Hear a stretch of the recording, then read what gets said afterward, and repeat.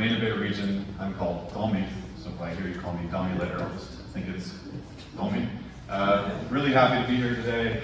We're going to be talking about a beautiful place, Kirindy National Park in western Madagascar. Dr. Ganzorn gave an excellent talk this morning.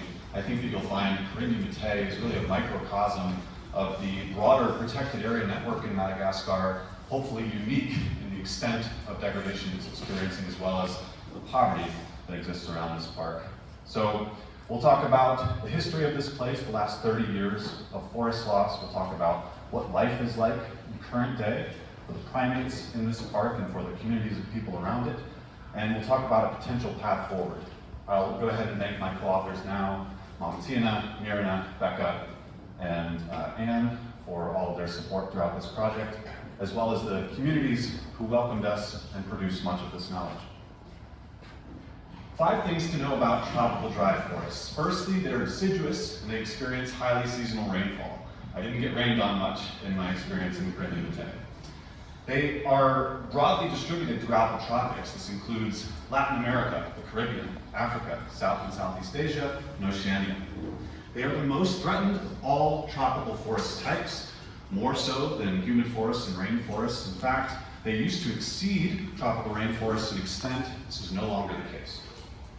They support large human and non-human primate communities, and this is what makes them a priority biome for primate conservation. Here are a few examples. In dry forests in South America, we have howler monkeys. On continental Africa, baboons and bonobos. And in Asia, macaques. These species are not restricted to tropical dry forests, but this biome does make up a substantial portion of their ranges. And when we look in Madagascar, we can see in yellow on the map here that the west is really dominated by tropical dry forest, and unfortunately is underrepresented in the protected area network and underrecognized and underprotected in general. This is a problem because tropical dry forest contains 62% of lemur species. Our research question is, what is required to conserve lemurs in tropical dry forests, and how does Kirindy National Park illuminate key challenges and potential solutions? So here's a look at Kirindy. It's in western Madagascar. It's a coastal protected area. It was established in 1997 as an IUCN Category 2 protected area, which is a national park, so a strict protected area. Unfortunately, when it was established, people that lived seasonally in this park were evicted and removed. It covers more than 150,000 hectares of marine and terrestrial habitats, and it's nested within a UNESCO biosphere reserve that's designed to protect human livelihoods in addition to meeting wildlife conservation goals. That's more than 600,000 hectares. Important to note as well that this park is critical to the local communities who live around it. It contains 8 lemur species, including the Barreau shifak, the red-tailed sportive lemur, which are critically endangered, the ring-tailed lemur, the cockerel's giant mouse lemur, and the pale fork-marked lemur, which are endangered, the Eulin marufifrons and Carigalius medius, which are threatened, and the gray mouse lemur, which is of least concern but does have declining populations. We used a 3-pronged approach. Firstly, remote sensing to analyze 30 years of land cover change in Kirindy National Park. We used participatory wildlife monitoring, having local community members walk transects in the park to track lemur population health. And we conducted community surveys to look at poverty and human well-being in nearly 600 households, about 1,400 people. Here's a look at Kirindy National Park in 1993. You can see that things were pretty good at this point. The park is mostly green. That represents tropical dry forest. The other color you'll see is orange, which is non-forest vegetation, and the beige color, which is bare soil. At this point, inside that black border, which is Kirindy National Park, 74% of land was tropical dry forest, and in the 5-kilometer unprotected buffer zone outside the park, 38% was tropical dry forest. We're going to fast forward now all the way to 2023, so keep your eye on the map. Insert gasp here, right? So tropical dry forest was reduced by 31% in Kirindy National Park in just 30 years. That's more than 30,000 hectares of tropical dry forest that were lost. The unprotected buffer zone experienced a 63% net reduction, which is more than 36,000 hectares of forest loss. Just to point out a couple of things here, so you can tell a lot of the pressure is coming from the eastern side of the park. There are lower human population densities on that side of the park, but there's also less diversified livelihood strategies. These are primarily folks practicing agriculture, pastoralism. Over here, we have more vezu, so fishing lifestyles, as well as a salt mine, where people can earn cash income. Alefa Berea. This is the stadium in Antananarivo. If you haven't seen it yet, it's under the Hollywood sign. It's pretty cool. I put this here because if you know about the size of a rugby pitch, that amount of forest loss in our study area is 66,000 rugby pitches worth of forest loss. Absolutely massive. When we look at the rates of forest loss, we can see that they accelerated over time and that they were worse in the unprotected area than the protected area. From 1993 to 2008, Kirindy Mitea lost about 0.4% of its tropical dry forest annually. That accelerated to more than 2% in the period from 2008 to 2023. In the unprotected buffer zone, it accelerated from 1% to more than 5% in the second 15-year period. When we look at the probability of forest loss, we're talking about, for an individual 30 by 30 meter cell, what is your probability of being deforested during this period? In the beginning, the first 15-year period, if you are a 30 by 30 meter cell in Kirindy Mitea National Park, you have an 8% likelihood of becoming deforested. In the unprotected buffer zone, it's nearly 16% likelihood, meaning that the odds of becoming deforested are 51% lower inside the park. That's good. But in the second 15-year period, that benefit shrunk massively. So I don't know if everyone can see, but the odds were then 11% lower inside Kirindy Mitea National Park. So what did we learn about tropical dry forests? Well, they're declining fast.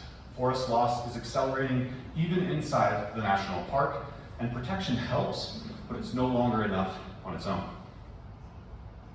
The implications of this for lemurs in Kirindy Mitea, detection rates we found were lower on our transects in degraded areas, and all species but one were too rare to estimate population density. The only species we could do that for is Microcebus myrnus, which is of least concern. It's also a small-bodied species that can take advantage of some of those degraded areas and find hiding places and abundant food where larger-bodied lemurs perhaps cannot. This is why we think that further loss and degradation of tropical dry forests is likely to drive extirpations. This is a study from 2023 with Dr. Kate Thompson. We looked at lemur hunting around Kirindy Mitea in one community, so a much smaller sample than the broader study I'm discussing today. But among that community, 19% of households hunted lemurs, 49% consumed lemurs. We can have Courtney fact check us here, but I believe that's much higher than most other parks. At the same time, as people are facing the loss of the forests that they rely on, they're facing persistent and severe poverty. 95% of households experience severe income poverty, living on less than $2.15 US per day. The mean daily income was just 67 cents US. More than a quarter of households experience malnutrition. Everyone around the park lacks access to clean drinking water. And the incidence and intensity of multidimensional poverty, health, education, and living standards around Kirindy Mitea National Park is higher than in any region in Madagascar. These statistics, it's hard to tell the story with statistics. I feel like sometimes they bounce right off, but I'll give you one more. Over 10% of households, 12%, had a child pass away in the preceding 5 years. When you hear those stories from the mothers, it sticks with you. We asked people around the park what should be done to improve their life. We got lots and lots of feedback. Here are some of the most common suggestions. Firstly, livelihood activities and jobs. Secondly, money and wealth.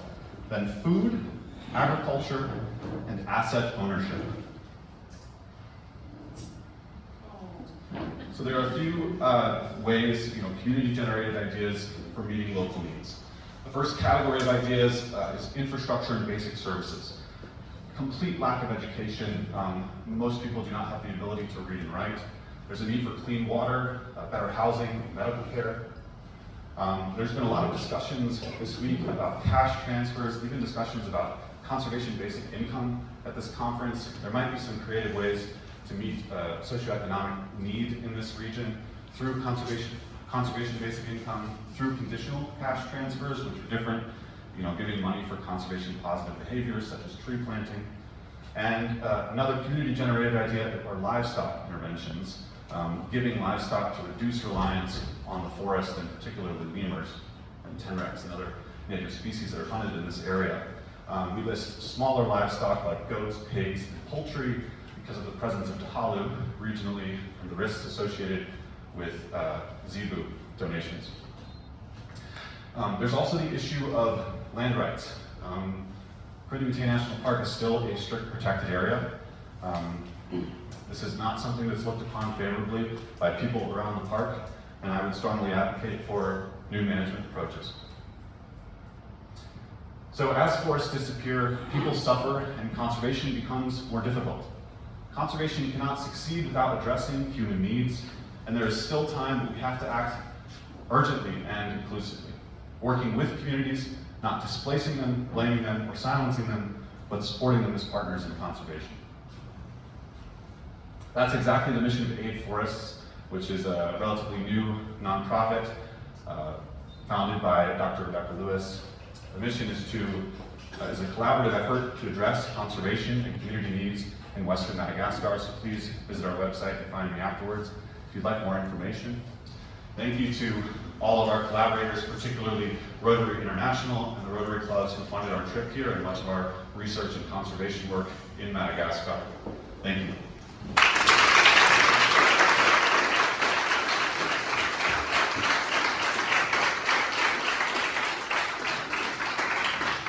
Thank you very much for the amazing talk. We have time for one or two questions.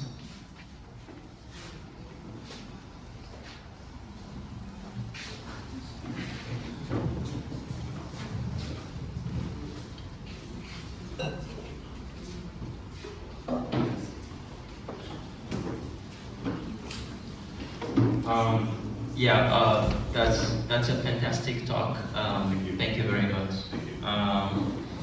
My question is on the